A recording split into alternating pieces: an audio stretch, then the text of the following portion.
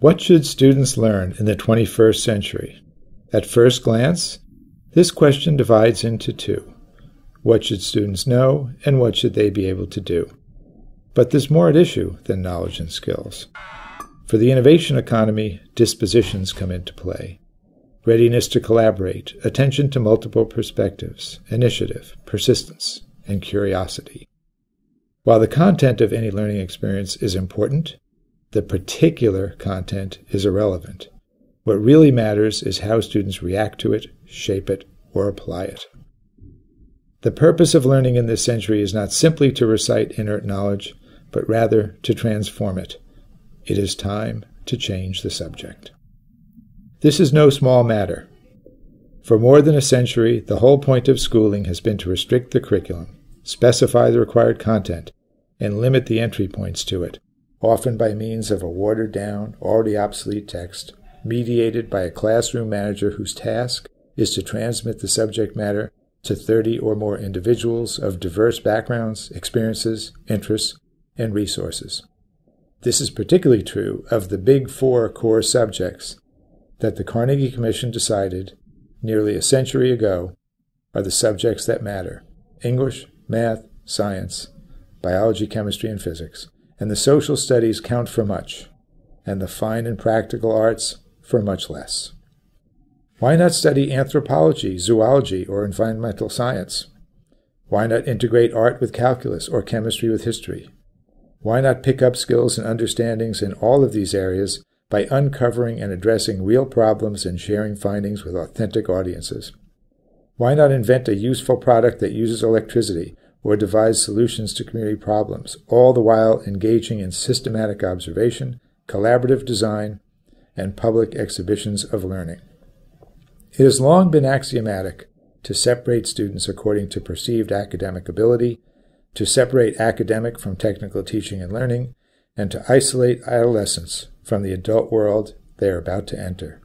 Instead, our aim in this century should be to integrate students by eliminating tracking, to integrate the subjects via problem-focused experiences, and to integrate school with the world beyond through fieldwork, service learning, and internships.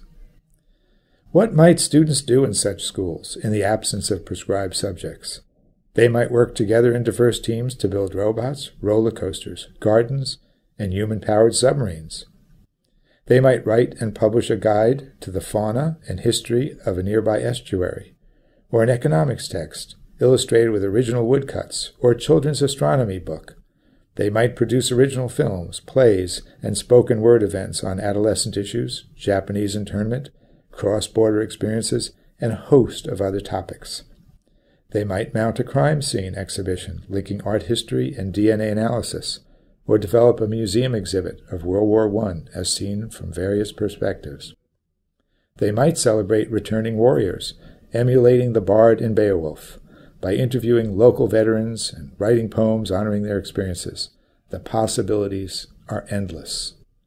In executing such projects, students develop deep understandings by making something new of the subject matter. Of necessity, they learn how to collaborate, how to plan, how to give and accept critique, how to revise, how to self-assess.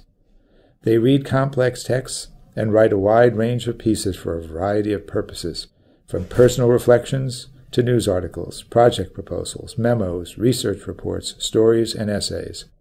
They interview community members, learning to listen and appreciate diverse perspectives.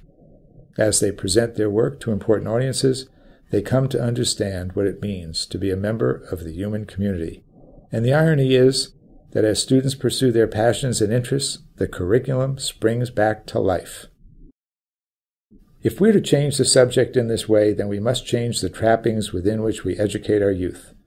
It is a fool's errand to expect teachers to model 21st century skills in a 19th century work environment. Instead, situate them where they can collaborate with other teachers and with their students to pose problems, engage expert assistance, and design products and performances of lasting value. Embrace a cohort model where teams of teachers and students work together. Build professional collaboration and development time into the daily schedule so that teachers can meet variously in teaching teams, academic departments, and study groups to reflect on and refine their day-to-day practice. The aim is to unleash teachers and their students to design learning experiences that are applied, integrated, situated, expeditionary, and alternatively assessed. When we learn, really learn, we transform the content, the self, and the social relations of teaching and learning. This is what it means to change the subject. We can do this. If we value our future, we must.